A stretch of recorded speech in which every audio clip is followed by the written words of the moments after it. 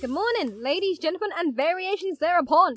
I'm your host, Aurora Dreamer, and welcome to Dreamer Studios. Now, this is one of the shorter request videos I've gotten, so it's coming before the others, and I have to apologize to those who requested a review from me. Requests usually take longer because I only really work on an OC that makes me irrationally angry at the time, so it takes me like 4 times longer to work on a requested OC.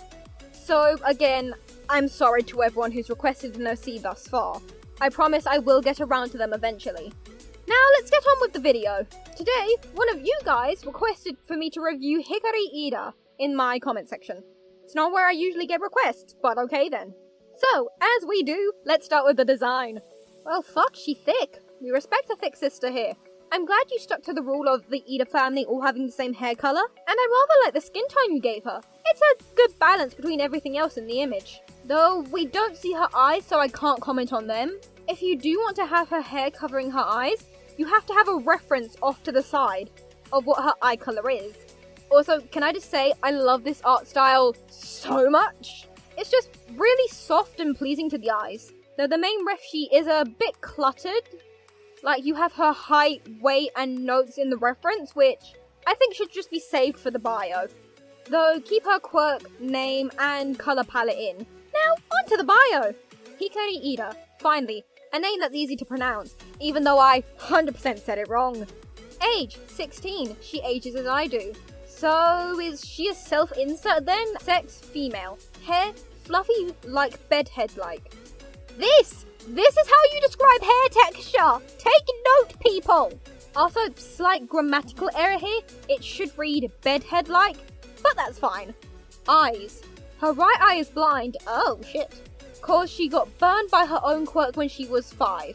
Oh, like Kirishima with his quirk, but blind. I'm all for this. Go for it. Left eye is a sky blue mixed with a little bit of green. It sounds like a lovely colour, but again, I need a picture reference because that could explain a whole host of colours. Lip shape. Heavy upper lip. Huh. Never have lip shape described in a bio before. I'm not mad, just a little confused as to why it would be here. It's a bit irrelevant. Skin tone. Light suntan. Based off the Copic colours in the program I use. That's why it looks fucking familiar! I have the same markers! Also, respect to those who use Copics, they're fucking expensive! Personality. Very shy and doesn't like talking to people. She mostly sticks close to Tenya, her half-brother, and Bakugo because she grew up with them. Kinda basic personality, but it actually helps to describe her in some detail, but little words. Though, I would prefer more, simply because I doubt she's shy all the time. Hell, even Fluttershy had her brave moments. Class, 1B. Oh, hey, an OC not in 1A for once. Nice. Likes. Puppies and cute things. We all know how I feel about people saying cute things. Just look at the Merino Wonderland video. But you haven't pissed me off thus far, so I'll be nice for once. Cute things is an incredibly broad term and can mean a plethora of things. I find foxes adorable. My mother, however, hates them with a burning passion. I have a burning hatred for spiders. My mother's friend loves them. You get where I'm coming from. I get that in general, cute things means basic copy-paste bunnies, ladybugs, and puppies. But I prefer you to be specific, even if you end up just writing these copy-paste cute things. Dislikes. Most people. Ha! Me. Also like assholes. This doesn't make much sense. I'm not sure what you mean here. And Momo and Deku. Deku hate comes from Bakugo. Understandable. And Momo hate comes from the fact people ship her with Shoto. And this is where I have issue. You're putting your own personal feelings into a character. Also, you can't hate someone for who they're shipped with. Hate the character all you want, but don't hate them for being shipped with someone. I don't like Todo Momo either, but I don't hate Momo for it. It makes you sound like a child if I'm being honest.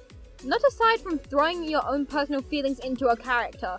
This would make sense if she had a crush on Shoto, but no, your character's love interest is Bakugo. Please make it make some sense. Family, Tenya Iida. You're kind of forgetting Tensei and the rest of the Iida family. Also, you should state how they're related. Relationships, Bakugo, crush. Oh, fun, shy and shouty. I like it. Deku, enemy.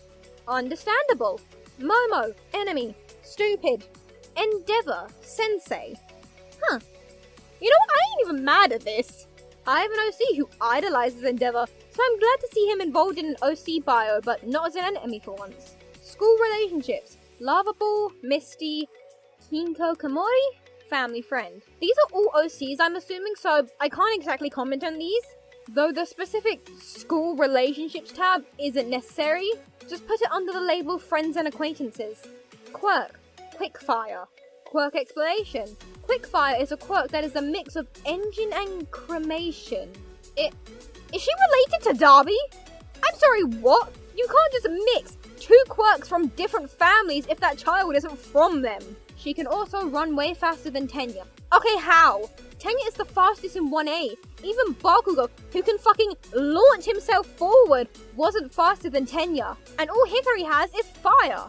But the repercussion she has is that her fire is easy to burn her skin, and the engine quirk can shock her if she uses the quirk for long periods of time. I have so many issues with this. It doesn't make practical sense. If she was a Todoroki and an Iida, I would be more than fine with it. But she isn't. Also, you don't explain her quirk very well. You say she has engines, but where? I'm looking at the design again and they're nowhere to be found. All in all, this is very hard to believe. Also, the quirks you chose aren't really combinable. While I'm not one to judge when it comes to OCs with multiple quirks, it needs to be stated as much. Right now, you call them one quirk, but fire and engines are two very different things. And I understand it is hard to combine them both. Trust me, I'm doing something similar with my next gen Iida. But sometimes you just have to choose between them or give them two quirks. This backstory is not sufficient for the other information you've given us, specifically for her quirk.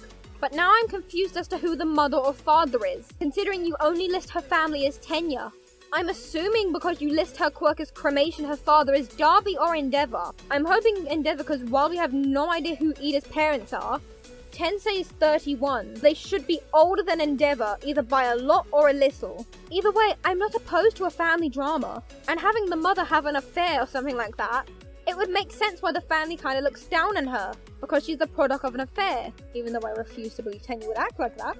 While it's not logical, can be very common reaction from other siblings or even parents. I know from personal experience, being the half-bred bastard of my parents.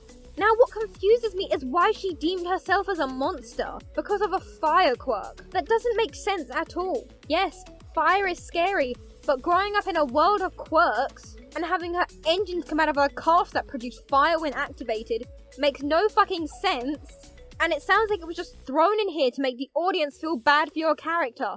But it doesn't work. Now, if you were going to give her a quirk like Living Nightmare, a quirk given to Deku in this fanfiction written by Introspective Inquisitor on AO3. I'll link the fanfic in the description. It's really good. You should go read it. Then, and only then, would I understand her calling herself a monster. This is a quirk description directly from the fanfic. The thing was beyond any words he knew. It was beyond inhuman, beyond terrestrial, beyond the primitive machinations of meat and bone. The closest thing he could even compare it to was a giant sea urchin combined with some long extinct predator. It was composed of grimy, glistening black flesh, which between ran cracks of pulsing, blood-flushed muscle. It bristled with porous openings, twitching orifices that pulsed around dozens of long, dripping spines. The spines were yellow in hue, sickly in the manner of bones left to decompose in humid conditions. Its proportions were lean, in comparison to its overall body mass. Katsuki couldn't even say it was sleek or streamlined. It appeared mostly damaged, its internal structure malformed from whatever it might have been intended to look like. Most of its weight situated on its right side, with its left almost atrophied. God, that gives me shivers just reading it. Obviously, don't just rip off other ideas for quirks, but take inspiration from horrifying quirks people make. Take inspiration from horror movie monsters. And before you use the excuse, well, it's not canon, 4 words. Eri and Tomura Shigaraki. People who have literally killed their own parents by accident when they first got their quirks. Hell, for the most part, Eri does think that she's a monster. Also, because I know people will try this BS, but what about PTSD? Okay, but she's dating Bakugo, and Endeavor is her mentor. So, no. You really didn't think this out well, and that's sad, because she could be a great character. Okay, I'm done, my brain is fried, and my voice is fucked. Someone remind me never to record 4 videos in the same session. To the creator. Your character is alright. She definitely needs to be worked on more though. I think you should rethink the whole half-sibling thing, and instead make it so instead of inheriting the engine quirk, what if she got a whole new quirk instead? Cause while it is rare, it is possible for the child of 2 people to not inherit either parent's quirk, and just get a whole new one instead. It's what happened to Eerie. Also, please work on expanding the information for her relationship and extending her backstory. Also, this is a message to just everyone in general. Please leave your personal feelings out of her character relationships, and just your character in general. The whole, she hates Momo because people ship her with Todoroki, is not a good look. To put it as lightly as I can make it, it makes your character sound like an unlikable brat. And because she is what appears to be a self-insert character, that directly affects how people view you as a person.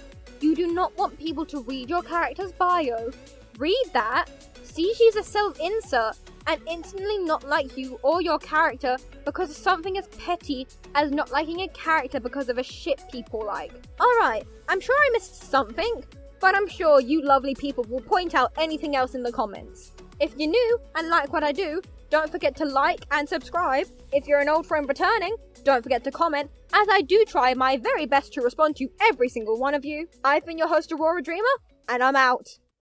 Yeah. Baby girl, you're so damn fine, though. Wanna know if I can hit it from behind, though.